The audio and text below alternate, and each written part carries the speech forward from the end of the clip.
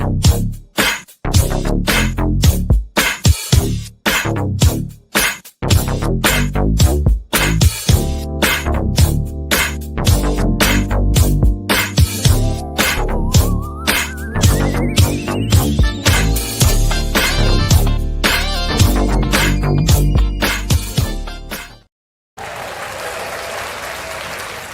welcome to Let's Talk Nation. I'm your man, Rod Lover. Sitting directly next to me is none other than the General, Attorney Greg Jackson. Once again, it's on, Brother Love. Hey, yo, you know how we get this thing started every week, man. How's this weekend for you this past week? Brother, now come on. You know, this weekend was fun-filled, very educational, very informational. It tugged at your heartstrings, Yeah. but it also increased your intellect. And Greg, I don't know how many notches I want to go, but man, this weekend was incredible. So where do we begin, man? Yeah, no, I mean, listen, so, you got this thing where you just kind of give people a taste and you don't let them know what you're talking about. So now we got to let people know what you're talking about. So, this past Friday, just kind of kicked off, the music festival for the weekend, which is the Heart and Soul Festival, the fourth annual Heart and Soul Festival this past weekend. But on that Friday, no storm could prevent, no hurricane could stop the Black Man documentary, which was actually directed, produced by John Covington, all the way from Muskogee, Michigan, talking about the stories of black men and sharing that with Orange County. And I'm happy to say that. Well, more than Orange County. I ain't finished. Okay. I'm happy to say that FEC, the Florida Economic Consortium, actually hosted, presented the Black Man documentary in conjunction with a number of organizations. What if people don't know what FEC, who FEC is? I literally just said Florida Economic Consortium. Okay, man. You got me because I'm speeding because it was so great. Man, okay, I take it back because. Well, listen, but the other part though, the Florida Economic Consortium is a nonprofit organization that helps to bring resources or make communities aware of resources throughout the community, and so FEC was there and allowed the Black Man documentary to be presented here in Orange County at a A1 class venue, which was the Orlando Art Museum, and listen, Brother Love, it was, listen, kudos, hats off to FEC under the direction of my good friend, to my right, Brother Love. Thank you, sir. And putting all of that together and allowing the folks to see the Black Man documentary that is being shown across the country. You're right. Across the country. I think the next stop they said is LA, right? You're right. And Greg, what a time that we had. And I mean, I can't let you give me all that without throwing something back at you. But one of the things I'm going to throw at you first is you said you can't tell people all that, man, without telling them what you're talking about. Well, you taught me about developing these cliffhangers to put people on. And now you Hey, brother, but nobody moderates like you, brother. No, I appreciate that. I mean, let me lay it out for everybody. There was a great reception. We had Ole's that did the catering services for this. I wouldn't know. Oh, because we were working. Yeah. I heard the food was great. It looked good. It smelled good. I don't know how but I'm sure it tastes good. But Clover. Now, Greg and I didn't get a chance to eat anything. Not a morsel. So I'm wondering, do we get a what do they call it? Something. A gift tray or something? A sampler or something. Yeah, something. Yeah. But I heard that the food from Ole's was excellent, and I already know it is good. But then we also had Jared Armstrong, one of the saxophonist, vocalist. I thought he tap danced for a minute. I thought he was doing everything out there, man. The brother's bad. No doubt, the brother's man. bad. No doubt. But now I will say this, Brother Love. In prepping for the event, everything about the event, I thought it was just going to be black men. Now I was very, maybe pleasantly surprised to see that there were women in attendance, and those women had an opportunity to not only listen to but to also participate in a conversation about black men. Yeah. And so that was, and not just women, but young men. The youth were in attendance, and Brother Love, every time something is done, and in particular, anytime you put something together, you never forget the youth, the young people that have to hear and have to be a part of what's taking place in this community. So, Greg, it was so moving. But then I also want to let people know that don't let the title fool you when you look at the Black Man documentary to think that it was exclusive to black people. No, it was not. Greg, one of our special guests, who also, unbeknownst to him, received an acknowledgement award, was Representative David Smith. Representative David Smith, who has been a great partner to the Florida Economic Consortium, that has worked diligently, man. When you talk about the things that he's advocated for with development of relationships with law enforcement and local communities that have historically had an issue of trust. Yeah. Representative David Smith has been Johnny on the spot Yeah. in being an advocate and supporting initiatives such as that. But then also Representative David Smith has been a champion for responsible fatherhood, and that's in Seminole County. Yeah. And I mean, this guy is incredible, but Greg, he sat through The entire thing. and Yeah. the engagement, the discussions that were taking place. So you asked me about how my weekend went. I reverse it back to you, starting on that Friday. Greg, let me ask you this. Yeah. How did you feel about when the premiere was over, and then you had, as the panelist, because there was some therapy that was needed after the premiere, Yeah. some engagement, and you had Commissioner, City of Orlando. So Commissioner- let's do this. Let's do this because I mean, let's I'm going through- lay it out right, man. Okay. I mean, if we're Okay. gonna do it, we got to do it right because again, this event was presented by FEC. First class, program, and the panel, as you said, this was touted as a therapeutic panel, and on that panel, Brother Love, and I'm gonna go from John Covington to this end, and I'm going Okay. to this end for a reason. Gotcha, You'll know about gotcha, second. yeah. But on that panel, having a conversation about what folks saw and also the experiences that people have in their own communities was Mr. John Covington, there to have that conversation. Next to him, you had Orlando City Commissioner Bakari Burns, who was doing an outstanding job in the community, there to lend his voice as to his experience as a black man and what he sees as an elected official in the community serving individuals. Then you had none other than the world-renowned Dr. Randy B. Nelson, who goes across the country talking to law enforcement and communities about the relationship of what it takes to build stronger communities by coming together and understanding the various aspects of what each brings to the table. Then you have Mr. McKenzie, who was there, who brought a level of honesty, a level of firsthand experience of when you make a mistake, and how you move away from that mistake. And now, as a family man, how you want to do things. And younger generation too. Better as a young man, absolutely. Yeah. So he was there to present on the panel. But also, last and certainly not least, and that's the reason why I came this way, was Admiral David Brewer, African American, an admiral in the U.S. Navy. At the time that he became an admiral, he was the only African American admiral in the Navy at the time, is my understanding. And the reason why I came that way, all of these gentlemen, fantastic resumes, everything that they brought to the table. But Brother Love, I don't know if people really and truly understand what it takes to become an admiral in the United. That is akin to a general in every other branch of the service. But to become an admiral in the U.S. Navy, Brother Love, at the time period when he became an admiral, was something that I actually pulled him aside and I said, listen, you have a whole other story of your own. And Mr. Covington actually heard me. He was like, we got to do something on him and people like him. Because that is going to be a fascinating story, because people don't understand that once you get to the 05 level, I want to say 06, maybe it's 06, once you get to the 06 level, that has to be confirmed by Congress. That is not just something that you just go up and get, and then you have to be vetted from beginning of your career until that very moment.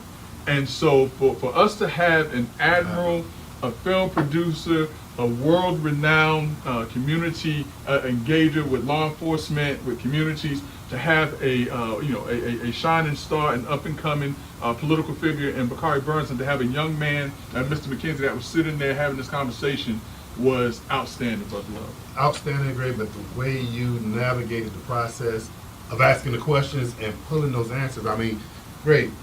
That could have been a segue to the Orlando Black Man documentary, listening to that panel respond to how the documentary made them feel and what emotions it pulled from them. Yeah, and you know, listen, let it be known that Mr. Covington so much is stated Yeah. that he would very much consider doing a Black Man Orlando, and thankfully Commissioner Burns was there, and I basically said, now you know, this area, I don't think I have to tell you that, but you got one of the people that can Move and shake it. That's right. That can make it happen. So yeah, but no, listen, man. Once again, outstanding event, great conversation, and looking forward to more like that, brother. Absolutely. Love, so. Well, Brother Jackson, man, can you, speak to the heart and soul, our good friend Paul Billings, and man, the great success that took place Saturday night. Yeah, so once again, it was the 4th annual Heart and Soul Festival. Had some fantastic music that was there for the attendees.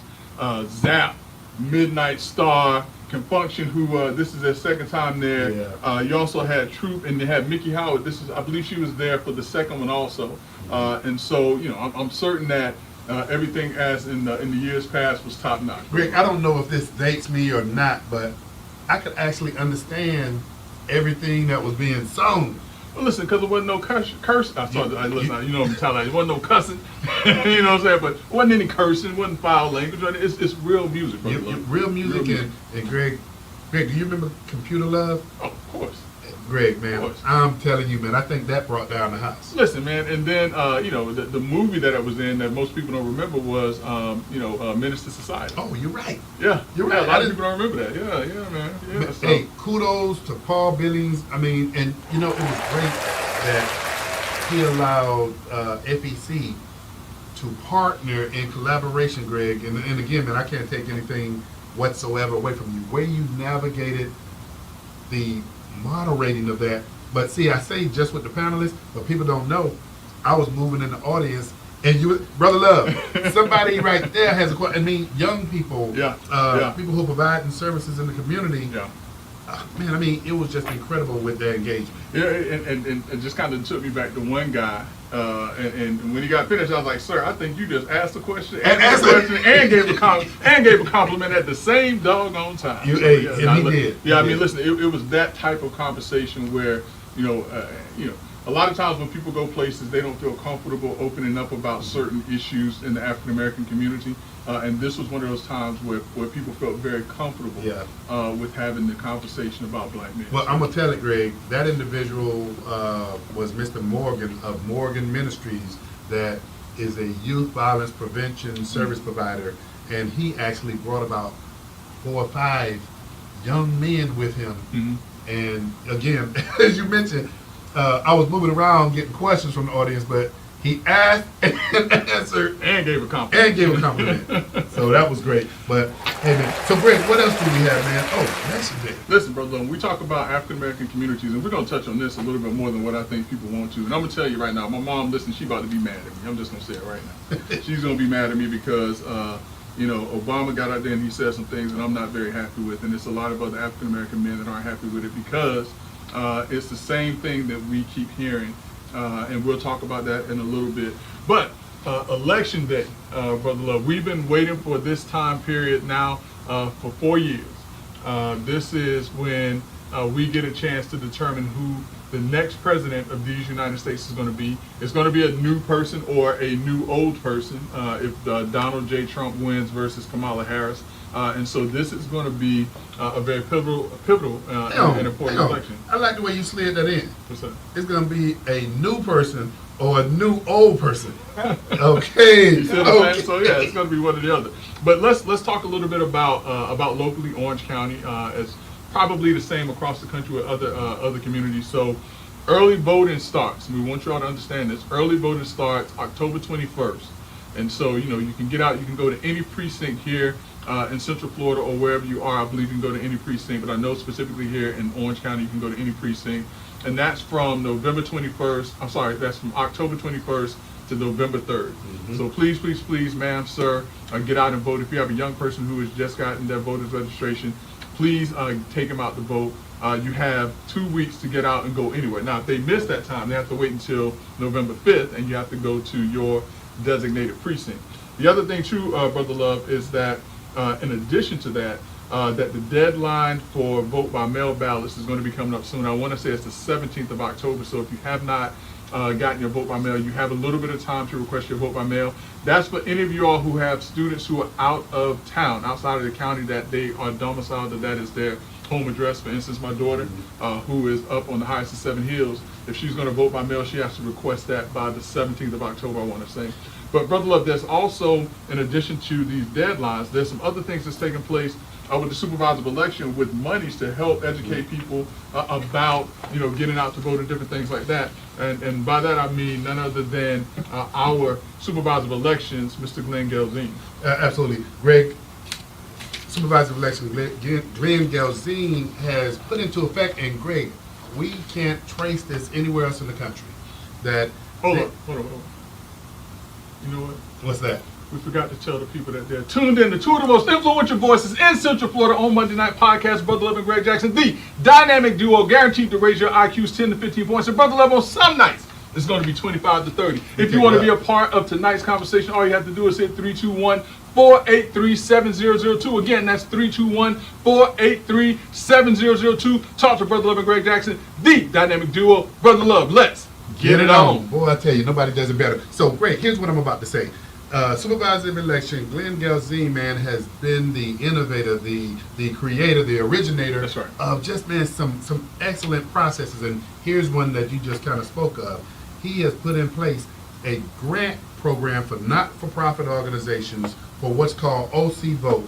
And OC Vote stands for Voter Outreach, Training, and Education. Mm-hmm. Guess what? Mm-hmm. Faith-based organizations, not-for-profit organizations, fraternities, sororities, civic organizations, you name it, as long as you're a not-for-profit organization, you can actually apply for funding, and it has different levels. Let me give you the levels real quick. You can apply, and this goes down, Greg, to your small mom-and-pop organizations, $1,000 for a Clementine Award. And again, this is to get voter information, outreach, and education. Right. If you're just passing out flyers, letting people know about information about voting, not telling anybody who to vote for, because that's prohibited. So you got $2,000 Tangerine Award. You have a $10,000 Hamlin Level Award, and you also have two other awards: $25,000 what do you call it, Greg? Kumquat Award. Yeah. If this look like a little orange. Well, Doc was talking about that earlier. He goes plug nose. Yeah. And then $75,000 for a Citron Award. Let me sum this up for you. If you're interested in applying, if you're making church announcements, if you're in a fraternity and a good friend of the show, and I believe in the same fraternity as yourself, and I'm talking about none other than Pinto. Brother Pinto, yes sir, Alpha Phi Alpha. All the work, Rick, that the fraternity of the Alphas, and I'm not going to take it away from those Kappas, those Sigmas, those Qs. Who am I missing? I mean, that's pretty much it. For the male side. For the male side, and our oldest as well. And then you also have your sororities with the Deltas, the AKAs, the Zetas, as well as the Gamma Sigma Rhos. So think about all the work that they have done historically, providing education. But Greg, guess what? This is not something that's just 30 days or 60 days, as you and I have been critical of when we see organizations come in 60 days, 30 days before an election, and they put people on the ground that we don't even know. Yeah. Well, now your organization can apply not just before this election, but year-round to continue to give education and information out. So, Greg, I'm telling everybody to contact the Orange County Supervisor of Elections Office. Get more information, get the application. Call that office and tell them you want an application emailed to you so you can apply for this funding. Absolutely. And once again, we have to give big ups and big kudos to Brother Glenn Gelzine, who is the supervisor of elections. This is his brainchild. This is his brainchild. Yeah. Let me segue for something you just said. You mentioned everybody, and you've given that voter information and education and training right now, but something you just mentioned about the day of election that you have to go to your precinct. Well, this information tells people that, hey, look, if you go to that precinct, if you go to a precinct and it's not your designated precinct, and they tell you that unfortunately you can't vote at that precinct, and you happen to be persistent, and they allow you to vote, you get a provisional ballot. Right. And you mentioned your daughter also in relationship to the mail-in ballot. Right. Well, here's the other thing. Because of laws changing and things of the nature, you need to be privy to it, that you have to go, I believe it's every 2 years, and we can get a fact check on this, but to update your signatures so that you can actually have your mail-in ballot mailed to you so that you can get it and mail it back out. Right. So That's these right. are some of the things, not all of them, but the Orange County Supervisor election, if you apply and get awarded these grants, you'll also be afforded to go through a virtual or in-person training so that you're well equipped with the knowledge and information and documentation to go out there and do the job right. And here's the other thing too, that Brother Geraldine talked about, because he was in attendance on Friday also. He talked about that, for the first time, the historic town of Eatonville, which is the oldest black charter municipality in the country, is going to be a location for early voting. And so, let's make this a historic time for the town of Eatonville, the historic town of Eatonville. And if you want to go early vote in this historic election, one way or the other, you can do so in the town of Eatonville. Now, I don't think Eatonville gets any benefit from it. They don't get any kickbacks, but at least you get a chance to experience, the town that freedom built. You're right. The oldest African American chartered municipality in the country. You can early vote between October 21st and November 3rd in the historic town of Eatonville. Okay, Greg, educate. I mean, if you've been living under a rock, that's the only way you don't know. But at the highest level of the election, and I'm talking about the presidential, who do people have the choice of selecting from? You talking about for the presidential election or just in just general? for folk that have been living underneath a rock or I mean, listen, they have a choice between Vice President Kamala Harris, who in essence took the place of Joe Biden after the June debate, and the Democratic Party decided that he was not as sharp as they had been telling us that he was, and you can tell them a little bit better by that, because they told me that he was as sharp as ever. That's what they told me as a Democrat, against Donald Trump, who is the former president of these United States, who apparently is proving himself to most certainly be the Teflon Don, because this guy is having more assassination threats than any other presidential candidate in history at this point. you're right. So that that's the choice at the top of the ticket. But obviously, there's some other folks. Former Governor Rick Scott, he is on the ballot for his Senate seat this year. But more locally, Brother Love, here, the supervisor of election, that is a race that folks are going to be looking out for. You have 3 candidates in that race, one of which is Karen Castadental, as well as West Hodge. There's another gentleman and another young lady who's in that race. And then there's also another race, Brother Love, that we talked about quite a bit, actually 2 races that we talked about quite a bit, one of which is the Orange County District 1 race, with the gentleman who has been in, sat down and talked to us, Mr. Ashton Arthur, and his opponent who is in And not just talk to us. Yeah, He talked to Let's Talk Nation. That's right. And then for Orange County District 3, another young lady who came in, talked to Let's Talk Nation.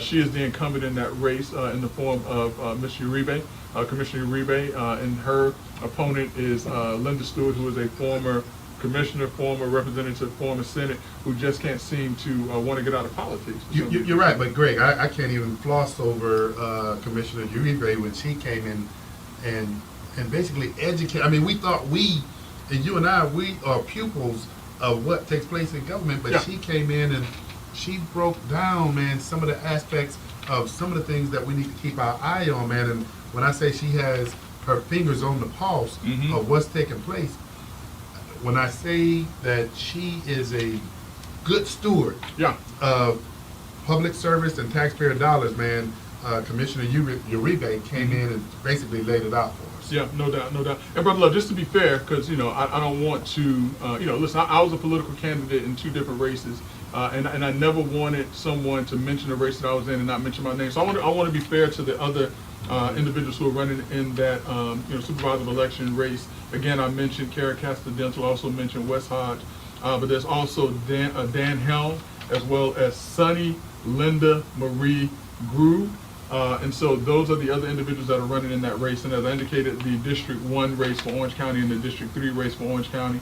But then you also have the District 5 race for Orange County, Brother Love, and that is Kelly Smarad, I want to say Semarad, and Steve Leary, Leary. I only spelled his last name because I spelled her last name. We don't want anybody to say that we are being preferential to anyone unless it's a good friend of ours, and we're going to be preferential as much as we want to be at that point. So, Greg, as wasn't- in Commissioner Uribe Yeah. and Mr. Austin. You, So I'm just but gonna say- wasn't Leary was a former mayor Winter of Park. Winter Park. Okay, Winter Park. That's right. That's right. So yeah. So I mean, listen. I mean, there's nothing wrong with, moving on to the next phase, and I believe he believes that that's the next phase in his life, and it's all good. It's Great. all good. Can I push you back just because you brought something up and I don't want to lose that point. I know it's further in our punch, but another assassination attempt. So you don't want to push it. You don't want to bring it up, but then you're gonna bring it up. What What you want to do now? Well, I want to talk. You I want wanna to push talk it about back, that. I or want you to wanna talk about it it now? I want to talk You about want it it right now? Yes, sir. Right now. Right now. This minute. It's hot. I mean, because we've had this. Great. This would be the third attempt, wouldn't it? Listen, and I've said this before, and I've had people to come to me and say, I wish someone would be successful at these attempts, and I think that is an absolute wrong attitude. Mm-hmm. The reason why I think it's a wrong attitude is because if the shoe was on the other Right. foot, I would not want it to be a Democrat that was afraid that if they had their hat in the ring, that they would have to face being assassinated. Correct. We don't. So, Yeah. So that's the reason why, whether I like Donald Trump or not, I don't condone. I don't think that it's appropriate that this man who has put his name in the hat to run for president, like him or not, I don't think that should be open season to try to take this man's life. You're I just absolutely don't. right. And Greg, I saw this and I was thinking maybe this is somebody not smart goes to a rally. Well, let's break it down for Yeah. people. I mean, because the first one was the one that happened in Pennsylvania. Mhm. All right, so that was the first one. Then there was another attempt that happened. Was it in Georgia? I believe so. I Yeah, believe yeah. so. There was another attempt in Georgia. I want to say we may be off on that, but the last attempt just happened today or yesterday in Arizona, if I recall correctly. And so what it was is that he was in a rally, and approximately a quarter mile from the rally, they had like different checkpoints. Thankfully, I guess. And at one of these checkpoints, they identified a gentleman who was in line with the handgun, with the shotgun, with fake ID, who was trying to get into this rally. And so this was what they considered to be yet another threat to the life of Donald J. Trump, who is a candidate for president as the Republican nominee. And it's sad that our country Very. has come to that point to where, somebody can't go and run for president without worrying about being killed. And again, like I said, Brother Love, I thought that it was the Trump supporters and the MAGA folks that was supposed to be the deranged ones. But right now it seems that it's the Democrats who has the yahoos, because each one of these individuals, to my understanding, were either Democrats or supporters of Democrats that's doing this. And I don't think that there's enough to decry what's taking place. I know that Joe Biden, thankfully, and even Kamala Harris has stepped up and said this has no place in politics, which I 100% agree with. You're absolutely right, Greg. And I don't know what it's going to take, man, to just even stop this kind of behavior. This guy was in line, Greg, with a shotgun. Yeah. And then I read something more that he had a high velocity Yeah. magazine that Yeah. you wouldn't be able to just walk Right. into a store and purchase. Right. Yeah. Yeah. So I mean, listen, it's going to all be over in about 30 some odd days is what they say, Yeah, or yeah, 20 some odd yeah. days, whatever it is. Let's hope that we return to some normalcy. But listen, I thought that when Joe Biden became president, that there was going to be a sense of normalcy here in this country, that there was going to be a sense of togetherness and getting along. But over the past 3 years, it seems as if we are still divided in this country, and divided even more so than we have been ever, to where political candidates' lives are being threatened, or at least in one party, a political candidate's life is being threatened because he's running for president. Great. Let me ask you this: do you believe that? Because you and I, we've seen, witnessed, and everybody's kind of heard this. But do you think that friends and family members who have become divided based on how polarized this is? Because you got family members that don't talk to each other anymore because of the differences of their political views. Do you see a healing or mending, or people coming back to some reality that, man, we're not going to let this dampen our relationship. Let's just not talk about it or something. Not for a long time, but and let me tell you why. So look, I had a good friend in high school. He would come to Orlando, visit me. The last time I went to my class reunion, we hung out. He told those stories about how I saved his life and everything else. until we started talking about politics. And I had to cut him off. And I haven't spoken to my friend, my high school friend, now for about 4 years because of a political disagreement. And I think that what's taking place right now, Brother Love, and this is from the top down, one of the most offensive things that I heard happened in the 2020 election cycle when Joe Biden got on television and said, if you're thinking about voting for me, then you're not black. And the notion that every black person has to vote Democrat, and if as a black person you don't vote Democrat, then you're Uncle Tom, there's something wrong with you and all this other stuff. And I think that there can't be a healing because individuals, whether the Democrats lose or they win, it's been this notion of we as African Americans don't have a choice. And that's the sad part. And when I say it starts from top to bottom, I mean, even from the standpoint of Barack Obama this past weekend, or this past week, they brought him down from Martha's Vineyard to sit down and talk to black men. And the conversation that he wanted to have with black men is that we have to vote for Kamala Harris because she's black. We have to do this. And my thing is that we don't have to do anything. And if we look at the policies of what's taking place, if that does not align with you and what you believe in, why are you telling us or forcing us to believe that this is the person that is right for our community? And there are a number of African American men, and I think that right now, the most in our country's history, that more African American men are moving away from the Democratic Party than ever before, and there's a reason why. And now we are now being pandered to as African American males. Now, you as a Republican, and I hope you don't mind me outing you, and I've been out for a long time. I hope you don't mind me outing you. Brother Love's out the closet. He's a Republican. I'm not, but you're not being pandered to, or you're not being told what to do as I am as a black male Democrat. And now all of a sudden, Kamala Harris, who's been saying, "Oh, it's time to turn the page," but Brother Love, the page that we're turning from is 4 years of Joe Biden. They keep talking as if all of the bad stuff that's happened in this country has been under Donald Trump. No, the stuff that we're talking about has been under the Biden-Harris administration. But just today, she came out with a plan of what her plan is to help black men financially. What was that, man? I don't know what it is, but I'm offended by that.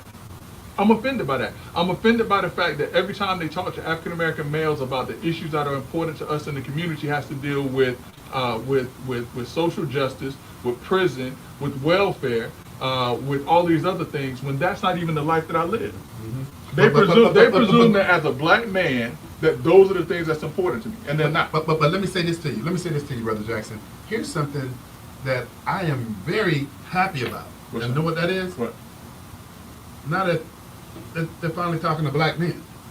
Listen, but why? But why? You know the why. You know the why. So when you say, "Oh, they're finally talking to," why? They're concerned. They're concerned that black men. But what happens after this conversation? Are they going to continue to talk to us, or are they going to do us like they do? I'm with you on that. Are they going to do us like they do the African American community every 4 years when they come and they ask us for our vote, and then we don't see them again? Okay, but here's the other part. And man, I do not agree. I love the fact that black men are speaking up.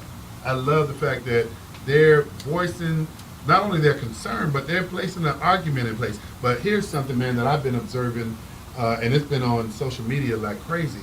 Hey, man, I totally disagree with the level of disrespect that you see black men exerting toward Magic Johnson. I love the fact that they're Magic Johnson. Oh, you have, man, Greg, you've been under a rock for a minute because Magic Johnson at one of Vice President Harris's campaign rallies, Magic Johnson told black men that they have a responsibility to get out and vote for Vice President Harris. He was wrong. You're right. He was wrong. So what? Listen, anything out of his mouth when he says that, do we have a responsibility to vote for her? He's wrong. And whatever backlash comes from that, he needs to own that. You're right. He owns that. No, that's what he said. But the level of the backlash that is taking place against him, it's not.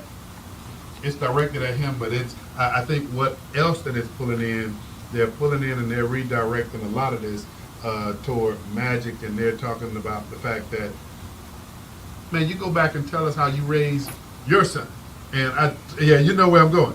So that, Greg, I got to tell you, man. I don't agree with that. I mean, I totally don't, but I love the fact that these black men are stepping up, and we often hear this thing about black people aren't monolithic in their thinking. Well, man, these brothers are letting it be known. And again, my party, I'm gonna say this, my party, man, I think that there's a missed opportunity to have a conversation about how big this 10 Oh, is. so, no, it's an absolute missed opportunity Yeah. by the Republican Party. Yeah. I mean, and like I said, I mean, after this election, I'm probably going to be a former Democrat. And you know, the interesting thing is that I'm not looking to the Republican Party to cast my, you know, to cast my allegiance or alliance to, or affiliation to, I guess I should say, because I don't have any alliance affiliation, whatever the case may be, because I don't think that anyone is really and truly speaking to African American males. Right. I think that they're talking at us. I think that they're telling us what we have to do for someone else's benefit, but they're not talking to us and the issues that are important to us as African American men. Do you think, Greg, do you believe that Democrats are really concerned about black men at this point in time? Because I've never seen a focus, a laser-like focus, to speak to black men about what their value is. I've never seen it before. No, I mean, listen, this is about getting votes right now. If this were sincere, then this push to have some type of program for African American males to improve their economic or financial conditions would have done at the beginning of the Biden-Harris administration. I mean, the fact that we're just now hearing this with 30 some odd days from the, or 20 some odd days from an election is offensive. The fact that, you know, Magic Johnson feels that he can come out and tell us that we have a responsibility to do anything.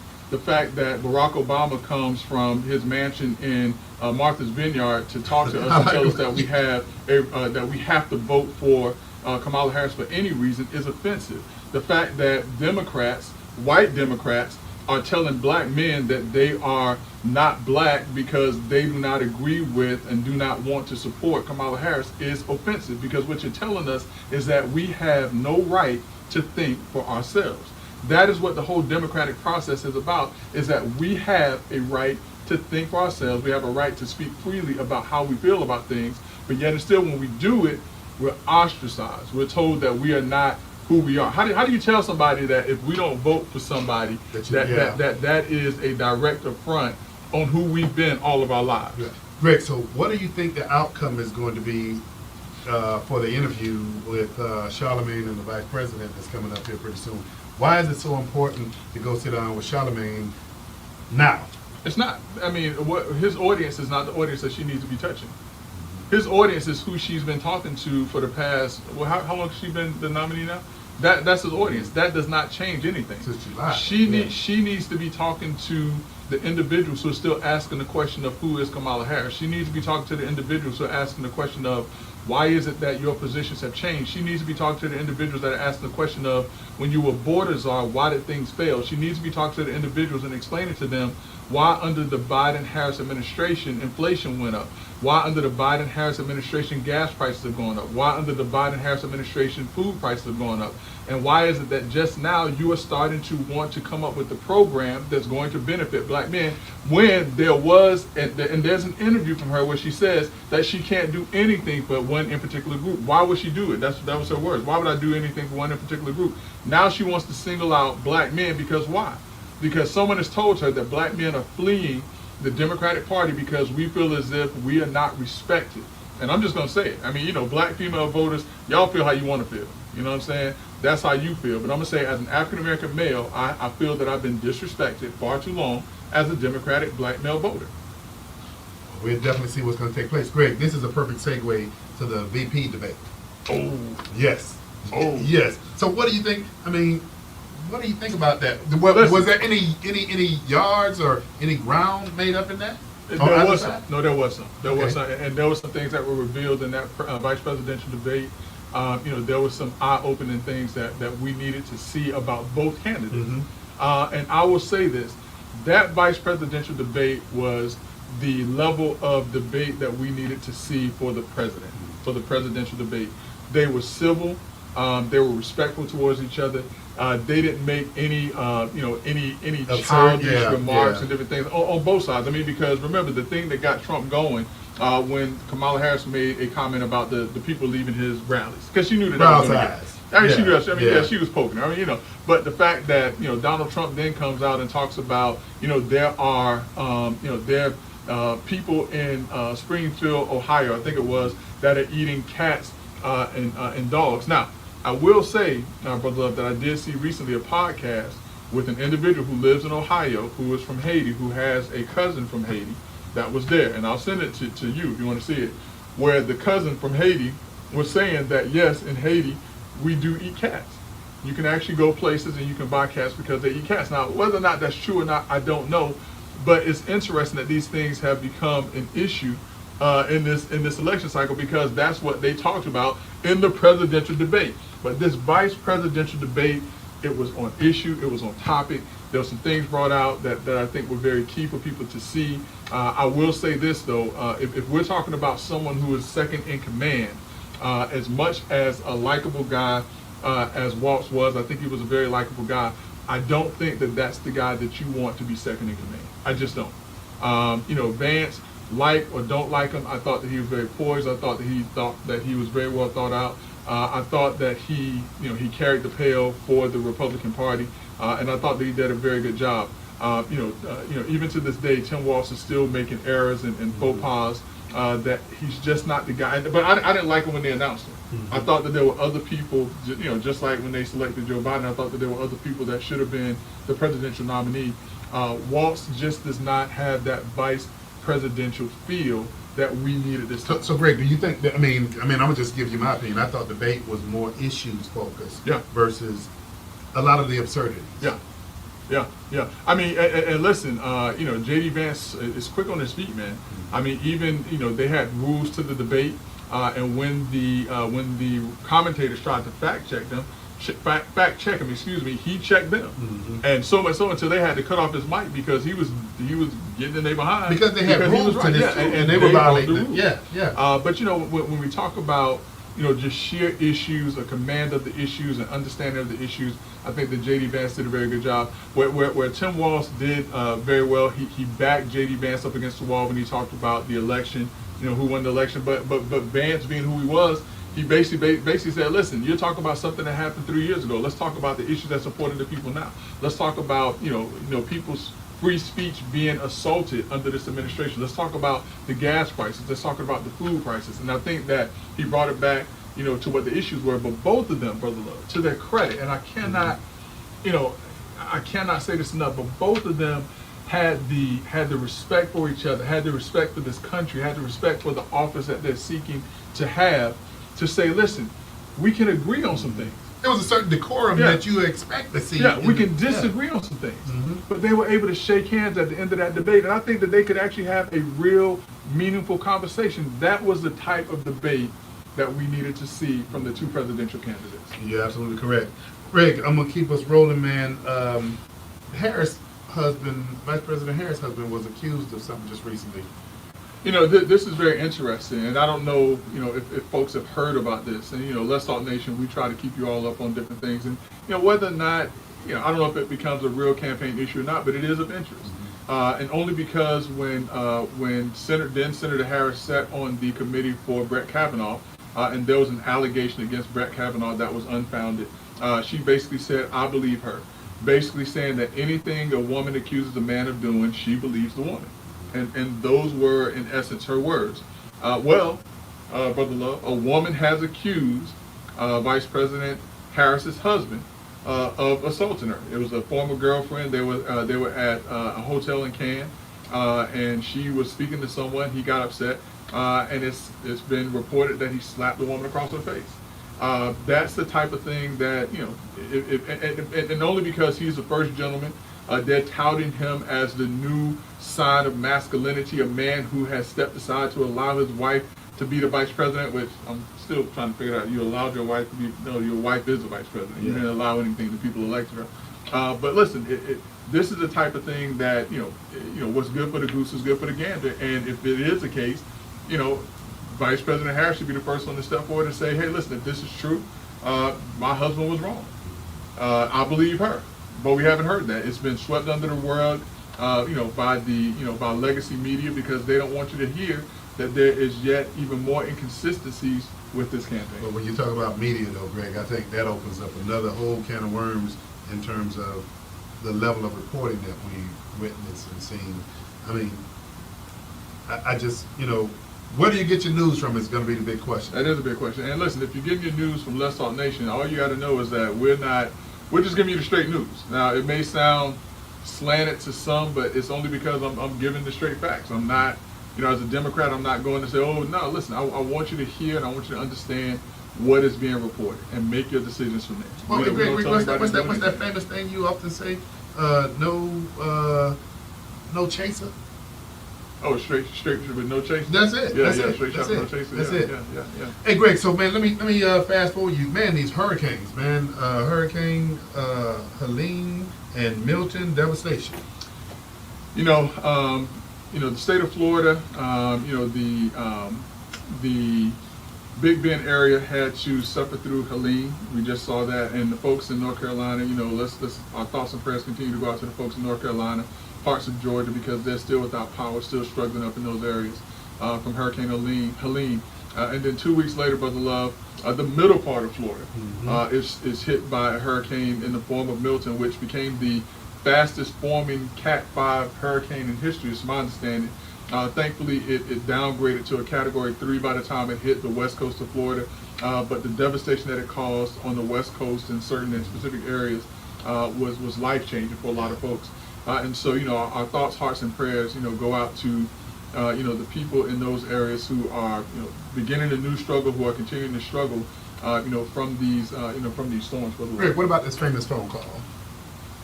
What famous phone call? The phone call that was supposedly made to the state of Florida. So yeah, all right. So, but those who, some of you all may have heard, because this is, just even more faux pas coming from the campaigns. And so, while Ron DeSantis, who is the governor that has overseen multiple hurricanes here in the state of Florida, has put together a disaster relief plan here in the state of Florida that I think is exceptional for any state's governor. While he's preparing for a Category 4 or 3 hurricane to hit the state of Florida, apparently candidate Vice President Harris calls the governor of the state of Florida. The governor of the state of Florida does not take a call. He basically says that he didn't even know that she was trying to call because he was trying to prepare his state and his people for a disaster. And so Kamala Harris got on the news and she said that it was shameful that the governor of the state of Florida was politicizing, this storm, and was not answering her phone call because he was missing out on resources that could be given.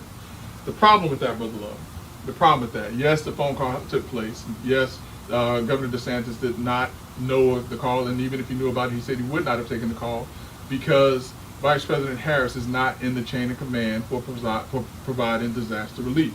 That is up to the President of the United States, which is still Joe Biden, as well as the head of FEMA, which Governor DeSantis was in close conversations and communications with. As a matter of fact, President Joe Biden came out and said that the governor of the state of Florida had his personal number and had spoken to him, and that he was doing a great job in preparing the state of Florida for the storm.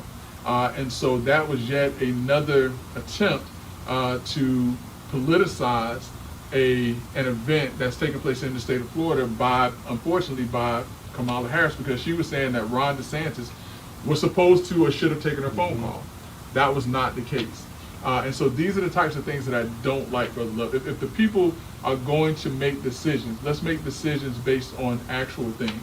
And Ron DeSantis did not and was not required to take Kamala Harris's phone call. So that leads me to this question to you, man. And Greg, we've talked about this. Well, we're going on 7 years of actually, performing the show. Is it okay to politicize natural disasters? Absolutely not. Absolutely not. It should never be done. In this case, I think that there was a failed attempt to do so by a presidential candidate saying that the governor of a certain state did not take that person's call and was hurting the people of that state by not taking that person's call, when that person is not in the chain of command to direct resources to this state at all. So do you remember and I was going to call him a famous mayor of the city of Chicago, but Of he's not course. famous. But you remember who I'm talking about? Yeah, That's Rahm Emanuel. Rahm Emanuel. Yeah, you never let a good catastrophe go to waste. Those were the words of a Democratic political strategist, which, listen, it works. It works. I mean, if people did not know, if people really and truly thought that Kamala Harris was a person that controlled the purse strings, that controlled the resources that the state of Florida needed in order to respond to this disaster, then yeah, Ron DeSantis would be absolutely wrong, and he would have. But she does not hold or wield that power as the vice president. That is clearly the function of the president of these United States, which once again, Joe Biden, to his credit, said no. I've spoken to all of the governors, even the governor in the state of Florida. May have gotten off to a rocky start, but he has my personal number, and he's doing a great job. He said that directly after Kamala Harris' statement. Well, great. I'm gonna roll this back a little bit too. And this was something that I talked about on the sit down, the earlier show, and that is, Greg, I am a Florida native. Yes, I left Florida for a little while to go to college, came back home. But anybody who lives in Florida, we have hurricanes, Yeah. right? Yeah. And so one of the things, Greg, I've noticed, and I don't know if you mentioned it regarding the state and Governor DeSantis and, the level of preparedness. But one of the things that I've noticed over the years is local government and state government, and yeah, I'm talking about city, county, and the state of Florida. They've gotten better at their advancement as it relates to technology and communicating with local communities that these disasters are about to hit. They've gotten better, and earlier Doc Polite was saying, gotten better with getting information out. But Greg, I'm going to tell you, I believe local government and state government have gotten better at the way they communicate to the local community. Yeah. And our good friend, Volusia County Sheriff Mike Chitwood, when the disaster was headed toward Volusia County, and they were telling people to evacuate. Those that refused, I believe it was Sheriff Chitwood that's It was actually a couple of them. I think the first one to do it that I recall was in Georgia, if I remember right. And those first responders were basically saying, and these are executive leaders, said, hey, well, if you're not going to evacuate, do us one favor. Get a marker and write on your ankle your name and your date of birth.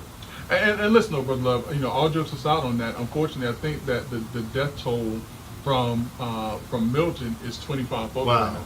Man. Which is, it's horrible that people lost their lives in this storm, but this was a serious storm.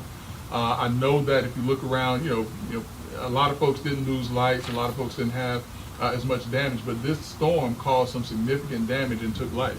I want to say that the estimates are currently, I know that Joe Biden has pledged $600 million to the disaster relief for Milton alone.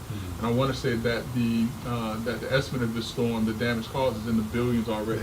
But Greg, don't say that without talking about what level of impact that we possibly are going to have when you look at property insurance costs. Yeah, but thankfully, I think the state of Florida has done a good job of getting insurers here in the state that are going to stick it out with the folks that pay their premiums and that have homes and different things like that. So, I hope that there are no issues with that. I really truly hope that there are no issues with that. But brother, let me just circle back on something, because what I think I have to give a caveat, because I think that a lot of times when folks hear me talk, they think that I have an issue or a problem with Kamala Harris, which I don't. And there's certain things that I don't like about her policies. But I have a great deal of respect for Kamala Harris and how she's come up through the ranks and different things of that nature. But listen, I don't agree with my wife on everything. And so if you think that I'm going to agree with everything that Kamala Harris says, or whatever the case may be, then you're wrong. If you think that I'm just going to vote for her because of the color of her skin, and we're not going to get into the race part, then you're wrong about that. And I think that I'm more upset as a Democratic black male, Brother Love, that I've been told that I have to do something. That if I don't do something, that brings into question who I am as an African American male. And so I'm more frustrated with the attitude of certain Democrats. I'm more frustrated with the attitude of the Democratic Party in telling me that I have to do something because of the color of my skin. And that is, anyone who believes that or anyone that's hearing that, you should feel disturbed by that. Listen, they even tell you in church, Brother Love, let's get biblical on this thing. Let's get biblical on this thing. But for those who are biblical, when you're giving your tithes, it even say the Lord loves a cheerful giver. If I'm going to give you my vote, you want me to be cheerful in giving you my vote. You don't want me going up in there mad and upset because so yeah, listen, if I can't be cheerful in giving you my vote, don't be upset with me about that. You're right. You're absolutely right. Don't be upset with me about that. You have to understand that the place and the position that I, as an African-American male, and coming from the things that are important to me, the values that I hold near and dear to my heart, are not tied to a political party where that party can tell me what to do as if I'm in a communist country. Major issue is telling people, particularly black men, if you don't vote for a particular person, then you're not black. Listen, to hold a meeting to chastise African American men. I mean, listen, man, I'm very disappointed in Barack Obama. I'm very disappointed in D.L. Hughley. I'm very disappointed in Magic Johnson. To say that we have a responsibility to vote for someone because of the color of their skin, that is very disappointing to me. And anyone that says that, and I'm very disappointed in my white counterparts who are Democrats that have the nerve to say that if I don't vote with or if I don't agree with Kamala Harris, that brings into question who I've been for all of my life. That no one can take that from me. Greg, there used to be, and when I say used to be, I'm talking about a short period of time ago when people were saying and encouraging folk to actually get out to vote, and not, the focus was, hey, if you don't vote this way, you're not black. Yeah. Listen, and I'm going to say this again. It's important that we get out and vote. It was mentioned on Sunday. For communities who don't understand, politicians count votes. And when I say that, they look to see what communities turn out to vote. If they see that there are areas that have low representations in terms of the vote, more than likely you get less of the resources. So it's important that you go out to vote. Now, I say that to say, even if you go into the voters booth and you don't vote for anybody, the fact that you show up says that you care about the process. I've always said, and I will continue to maintain, that your right to vote is not someone's right to your vote. I do not subscribe to voting for the lesser of two evils. If I step into that voters booth and I don't know or I don't like either one of those candidates, I'm not putting a mark by either one of those candidates. But you know what, Brother Love? That's why I'm a super voter, because I show up at every single election. I exercise my right to vote, and that's why people come. The lady came to knock on my door, on this past Saturday. Are you Mr. Jackson? Yes, I am. I want to talk to you about this because I'm a super voter. And I told her, I said, listen, I don't know what people have been telling you. I don't know if I necessarily agree with this issue, but I'll tell you what, I appreciate you for being out here walking and getting information out to people. You know, Greg, you mentioned that you're a super voter, and I'm going to say this before we run out of time. Something else that both of us have discovered, aside from individuals being super voters, Greg, do you realize that there are super voting churches there now that actually know and they're not, to my knowledge, not encouraging or telling the congregation who to vote for, but are polling their members from an education perspective of saying, how many people in my congregation are actually voters? Listen, let me, and I know that there are a lot of churches like this, but I got to give a special shout out to St. Paul AME, which is my church.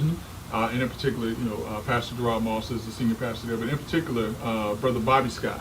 Okay. He is the chair of the Social Action Committee for St. Paul AME Church. And he took it upon himself, Brother Love, to put together a voter education forum that brought together individuals in the community and provided this information.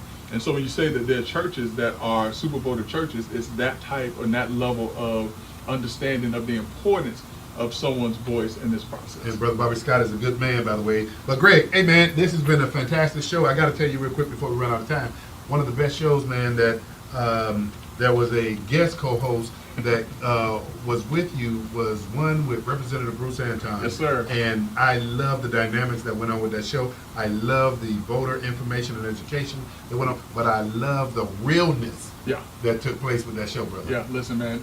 Representative Anton, he always does a great job. He's just a good person to talk to, but he is also knowledgeable.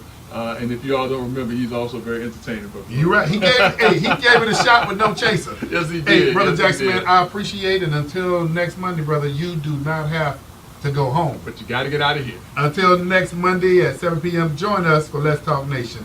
The General and myself. We'll see you next week.